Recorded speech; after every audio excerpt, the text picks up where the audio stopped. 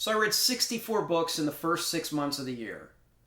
And even though I've already done the mid-year freakout tag, which was a lot of fun and a fun way to sum up the first half of the year, I wanted to do just a short video talking about some of my favorite reads so far this year.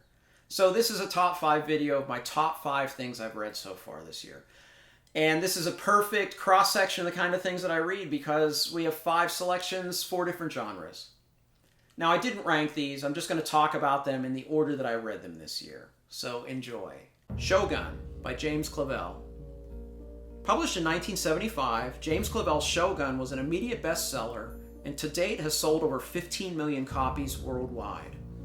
An epic work of historical fiction over 1,000 pages, Shogun is set in the year 1600 and follows John Blackthorne, a pilot on a Dutch sailing ship who is shipwrecked on the coast of Japan.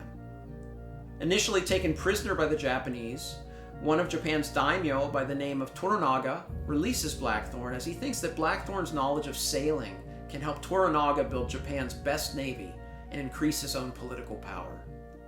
Toranaga assigns a female samurai by the name of Mariko to serve as Blackthorne's translator, and in translating for Blackthorne, he begins to learn the way of the Japanese. This is a samurai story of political intrigue, duty, honor, heroism, and cross-cultural learning.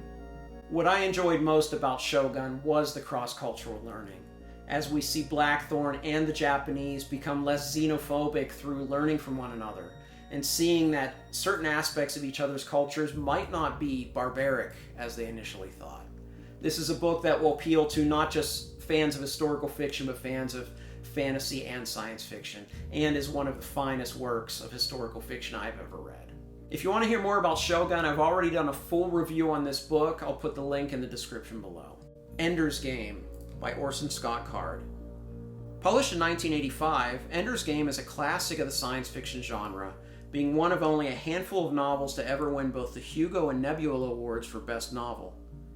Set in a futuristic Earth, we follow the coming-of-age tale of Andrew Ender Wiggin, as he is being tested for entrance into an elite military school set in space. 80 years before the events of Ender's Game, an alien race called the Formics, or the Buggers, because of their insectoid appearance, invaded Earth. Humanity was only able to stave off the invasion due to the efforts of their best military mind, a general named Mazer Rackham. So at the beginning of the book, the International Fleet is looking for their next great military commander as they await this next invasion. And through the years, they've recruited their potential commanders younger and younger. Ender Wiggin is 6 years old. Ender's Game is a book that is taught in schools and is a mainstay in the curriculum of several military academies. What I find so remarkable about Ender's Game is that it's not just a straightforward tale of science fiction. And it's not the brilliant plot twist, but it's the deeper themes. The thematic depth of Ender's Game is quite remarkable, and that's what makes it such a compelling book for me. It's a book that long after I finished it, I continue to think about these themes in this book. I've already done a full dedicated review for Ender's Game. I will put a link in the description below. The TAWNY Man Trilogy by Robin Hobb. The TAWNY Man Trilogy by Robin Hobb is the third series of Hobb's Realm of the Elderlings, which consists of 5 interconnected series that make up the narrative whole. But in many ways, it is a direct sequel to the Farseer Trilogy, the first series of the Realm of the Elderlings. As like the Farseer Trilogy, we follow the first-person narrative of Fitz's chivalry Farseer. In the Farseer Trilogy, we saw Fitz's coming-of-age tale to early adulthood. And in the TAWNY Man Trilogy, we find Fitz 15 years later, living a life of seclusion in a little cottage in the woods. But court intrigue threatens to disturb Fitz's idyllic isolation, and threatens to bring him back to the greater world. Although 15 years have passed, much of this series we find Fitz dealing with the fallout of that previous series.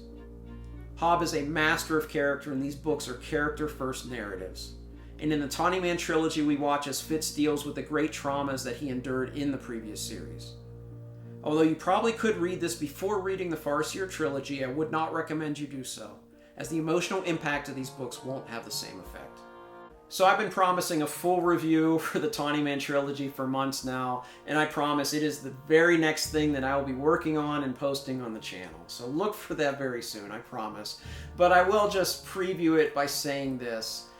When I finished Fool's Fate, the third book in the series, I thought about emotionally what I had just gone through, and I asked myself, have I ever been so moved by a book? And the answer was no. If you're a fan of fantasy, especially character-driven fantasy, and have not read Robin Hobb, she has my absolute highest recommendation. 1Q84 by Haruki Murakami. First published in Japan in 2009 in 3 volumes, Haruki Murakami's epic 1Q84 was first translated into English and published in 2011. Many considered 1Q84 Murakami's magnum opus, although critical reception is split. This is definitely Murakami's most ambitious work, a riff on George Orwell's 1984. This work is one of Murakami's works in the realm of magical realism. But with Murakami, there are enough disparate elements that you can call it magical surrealism and be equally accurate. 1Q84 follows dual protagonists in a different reality from our own, each searching for something, perhaps each other. I've read a dozen works by Murakami, and I find that going in blind is always the best bet. His brand of magical realism, as I mentioned, magical surrealism, is best experienced in learning what all these elements are and not knowing ahead of time. I will say, however, if you are interested in reading Murakami's brand of magical realism, I would probably not start with 1Q84. I would probably start with Hard-Boiled Wonderland and the End of the World, which is about 900 pages shorter and a better way to just dip your toe into the waters of Murakami's works.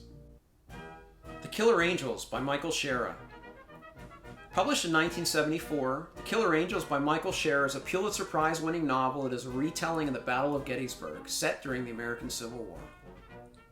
It follows several of the commanders on both sides of the 3-day battle, as well as a 1-day prologue that sets the stage for this pivotal day in American history. However, a majority of the point of view is from Joshua Chamberlain for the Union and James Longstreet for the Confederacy. This is a highly immersive work, extremely well written, that makes history feel real and immediate.